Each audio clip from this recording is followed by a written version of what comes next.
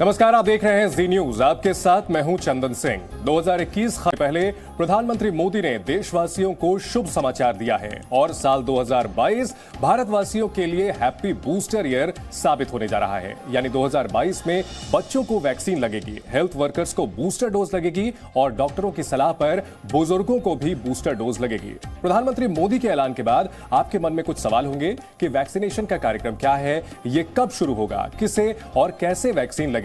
इन सारे सवालों का जवाब हमारे साथ जुड़े हुए सीनियर डॉक्टर देंगे। 3 डॉक्टरों का पैनल हमारे साथ जुड़ेगा और पूरी जानकारी आपको हम देंगे। आइए हम आपको बताते हैं कि प्रधानमंत्री की घोषणा के मुताबिक कब किसे वैक्सीन और बूस्टर डोज लगाई जाएगी। 3 जनवरी से 15 से 18 साल के बच्चों को वैक्सीन लगाई जाएगी। 10 जनवरी से फ्रंटलाइन वर्कर्स और हेल्थ वर्कर्स को बूस्टर डोज लगाई जाएगी। वहीं 10 जनवरी से ही 60 से ऊपर के बुजुर्गों को बूस्टर डोज लगाई जाएगी। तो जो मांग की जा रही थी और भारत में वैक्सीनेशन का कार्यक्रम पहले ही काफी अच्छी तरह से चल रहा है और इसे अब अगले लेवल तक पहुंचाते हुए अब बच्चों को भी वैक्सीन की डोज लगाई जाएगी। फ्रंटलाइन वर्कर्स को, जिनसे पिछली बार भी वैक्सीनेशन की शुरुआत की गई थी, उन्हें भी अब 10 जनवरी से बूस्टर डोज लगाई जाएगी। साथियों, हम सबका अनुभव है कि जो कोरोना वॉरियर्स हैं, हेल्थ केयर और फ्रंटलाइन वर्कर्स हैं, इस लड़ाई में देश को सुरक्षित रखने में उनका बहुत बड़ा योगदान है। वो आज भी कोरोना के मरीजों की सेवा में अपना बहुत समय बिताते हैं। इसलिए प्रिकॉशन की दृष्टि से सरकार ने निर्णय लिया है कि हेल्थ केयर और फ्रंटलाइन वर्कर्स को वैक्सीन की प्रिकॉशन डोज भी प्रारंभ की जाए। इसकी शुरुआत 2022 में 10 जनवरी सोमवार के दिन से की जाएगी। 15 साल से 18 साल की आयु के बीच के जो बच्चे हैं, अब उनके लिए देश में वैक्सीनेशन प्रारंभ होगा। 2022 में 3 जनवरी को सोमवार के दिन से इसकी शुरुआत की जाएगी। ये फैसला कोरोना के खिलाफ देश की लड़ाई को तो मजबूत करेगा ही, स्कूल कॉलेजों में जा रहे हमारे बच्चों की और उनके माता पिता की चिंता भी कम करेगा। तो प्रधानमंत्री नरेंद्र मोदी ने ऐलान कर दिया है कि अब 15 से 18 साल के बच्चों को वैक्सीन लगेगी और इसके साथ ही साथ बूस्टर डोज का भी आगाज भारत में अब होने जा रहा है। इस पर चर्चा के लिए आपके मन में जो सवाल हैं, उनको हम उनका आंसर जानने के लिए 3 डॉक्टरों का पैनल हमारे साथ जुड़ चुका है। डॉक्टर संजय राय हैं, प्रोफेसर हैं एम्स के। डॉक्टर नीलम मोहन हैं, चाइल्ड स्पेशलिस्ट हैं मेदांता हॉस्पिटल की। साथ ही डॉक्टर स्वाति माहेश्वरी हैं, जो कि इंटरनल मेडिसिन की डॉक्टर हैं। आप तीनों मेहमानों का चर्चा में स्वागत है। सबसे पहले डॉक्टर संजय राय, कहा जाए कि ये क्रांतिकारी ऐलान किया है प्रधानमंत्री ने तो गलत नहीं होगा, क्योंकि अब बच्चों को भी लगाई जाएगी वैक्सीन, बूस्टर डोज भी लगाया जाएगा। देखिए, शुरू से ही प्रधानमंत्री जी का प्रोएक्टिव रोल रहा है। चाहे वैक्सीन को मॉनिटर करना, जल्दी लेना, अपनी कंट्री में इंडिजिनस वैक्सीन को बनाना और उसको इम्प्लीमेंट करना और 135 करोड़ से ज्यादा लोगों को 135 करोड़ से ज्यादा डोज को लगा देना, ये बहुत बड़ी उपलब्धि है, इसमें कोई शक नहीं है। और शुरू से ही प्रोएक्टिव रोल रहा है प्रधानमंत्री जी का जी। लेकिन जो वायरस है 2 साल पुराना वायरस हो चुका है और हमारे पास अब काफी कुछ इंफॉर्मेशन इस वायरस के प्रति आ चुका है। ये नहीं है कि अब हम सिर्फ संभावनाओं पे बात करेंगे जी। देखिए, जो वैक्सीनेशन का जैसे एडल्ट और बच्चों में डिफरेंट होता है। एडल्ट में जो है मॉर्टेलिटी रेट जो है करीब 1.5% के आसपास होता है। तो अगर 10 लाख लोगों को होता है और वो ससेप्टेबल हैं, तो उनमें से करीब 1.5% और 15,000 की डेथ होती है। जो वैक्सीन हम देते हैं उनमें से हम बचाते हैं, करीब 13 से 14,000 लोगों को बचा लेते हैं। 80 to 90% कम होता है। बच्चों के केस में उल्टा है। बच्चों में जो है सिवियरिटी उतनी नहीं होती है, सिर्फ 2 के आसपास सिवियरिटी होती है पर मिलियन। यहाँ 15,000 नहीं मरते हैं। तो अभी बहुत एडिशनल बेनिफिट जो है, पहले भी मैं कह चुका हूं कि डेटा नहीं है, ये बहुत दिनों से शायद जो है डेटा प्रधानमंत्री जी को बताया गया होगा, क्योंकि प्रधानमंत्री जिस तरह से डिसीजन लेते हैं वह जो है सारे तथ्यों को देखने के बाद लेते हैं, तो उनके पास होगा। But as a epidemiologist, as a संक्रामक रोग विशेषज्ञ मैं कह सकता हूं कि अभी जो है इसकी शायद जल्दीबाजी है, और इसीलिए मैं ये कहना चाहता हूं कि अभी बहुत ही बेनिफिट डिमॉन्स्ट्रेट होगा, ऐसा नहीं है। कुछ लोग ये जरूर कहते हैं कि वो इन्फेक्शन वो बच्चे ला सकते हैं, सीवियरिटी नहीं है। तो मैं ये बता दूं कि वह जो है इन्फेक्शन को रोकने में कोई वैक्सीन बहुत कारगर नहीं है। नहीं तो तीसरा डोज लगने के बाद भी बूस्टर 45%, 1 लाख से ज्यादा केसेस नहीं आते यूके में, अगर देख लीजिए तो। सिंगापुर का भी क्या हाल था, ऑलमोस्ट 100% लोग वैक्सीनेटेड थे। हाँ, सीवियरिटी और डेथ कम होती है, वैक्सीन का वो बेनिफिट है। तो इसलिए बच्चों में इसलिए दे दें कि वो इन्फेक्शन नहीं लाएंगे। कहा जा सकता है कि एक लेयर है, डिफेंस की एक लेयर है, ये पूरी तरह से ऐसा नहीं है कि ये कवच होगा, लेकिन फिर भी डिफेंस की एक लेयर जरूर है।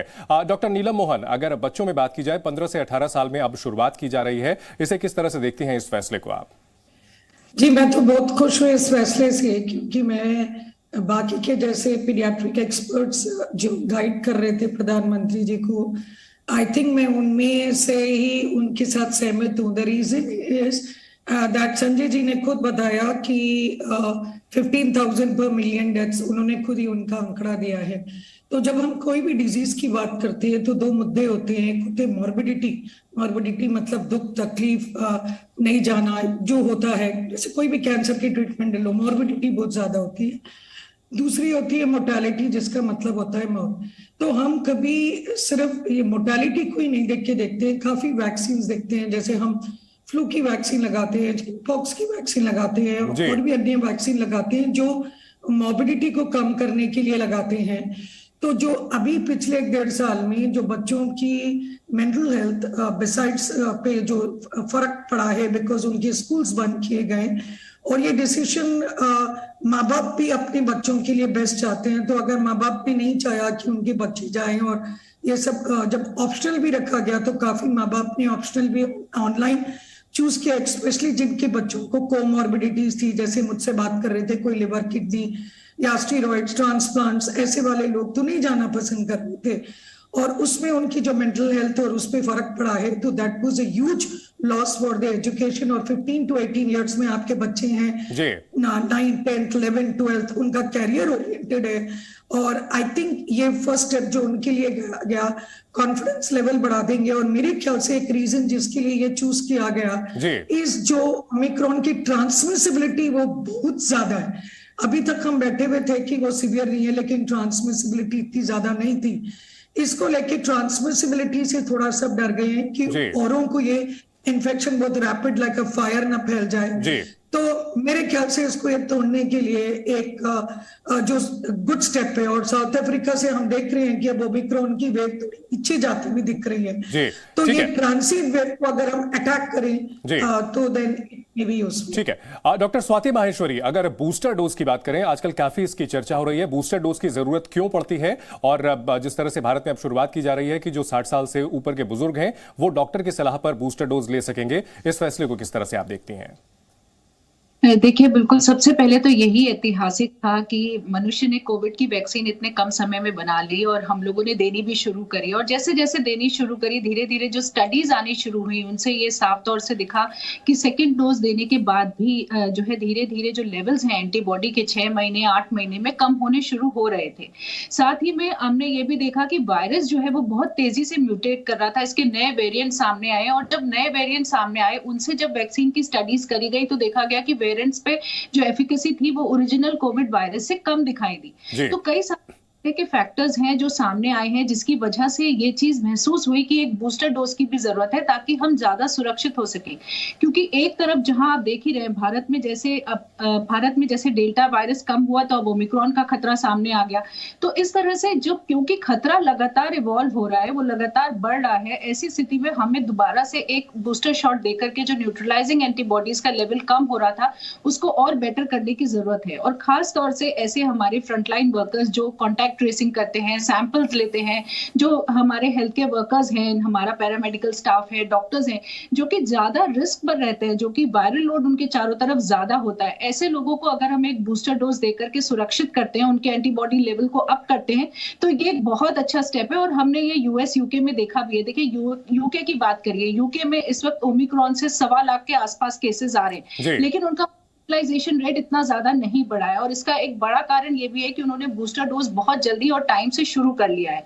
तो वहां पर देखिए इम्यूनो कॉम्प्रोमाइज पेशेंट्स भी हैं आपके, आप ये नहीं मान सकते हैं कि ठीक है हमारी केवल एडल्ट पॉपुलेशन है और वो माइल्ड इन्फेक्शन होगा उनको और हमें ज्यादा इन्फेक्शन नहीं होगा, लेकिन इम्यूनो पीपल भी हैं और हम हर किसी को अलग नहीं कर सकते हैं।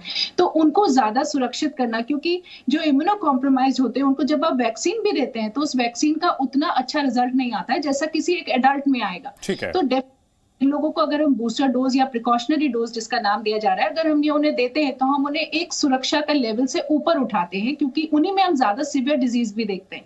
तो ये एक बहुत अच्छा स्टेप है। और जिस तरह से अभी हम ओमिक्रॉन की लड़ाई लड़ने जा रहे हैं, तो शुरुआत से पहल शुरू कर लिए, कदम उठा लिया, इससे साफ तौर से दिख रहा है कि सरकार भी बहुत सीरियस है इस ओमिक्रॉन के थ्रेट करके। और ये माना जाए कि भारत की जो बड़ी आबादी है, लगभग 1 साल पहले वैक्सीनेशन शुरू हुआ था और हम अच्छे मुकाम पर पहुंच चुके हैं और अब बूस्टर डोज लगाया जाएगा, साथ ही साथ बच्चों को वैक्सीनेशन लगाई जाएगी, तो एक सुरक्षा का जो है एक चक्र बनेगा निश्चित तौर पर। लेकिन एक चीज साफ है कि वैक्सीन पूरी तरह बचाव नहीं है, कोविड अप्रोप्रिएट बिहेवियर ही असल बचाव है, उस पर हमें बने रहना है। बहुत शुक्रिया डॉक्टर संजय राय, डॉक्टर नीलम मोहन और डॉक्टर स्वाति माहेश्वरी आपका चर्चा पर जुड़ने के लिए। रुकेंगे एक छोटे से ब्रेक के लिए, आप बने रहिए जी न्यूज के साथ। Presenting B News app, available on Google Play and App Store. Download it now.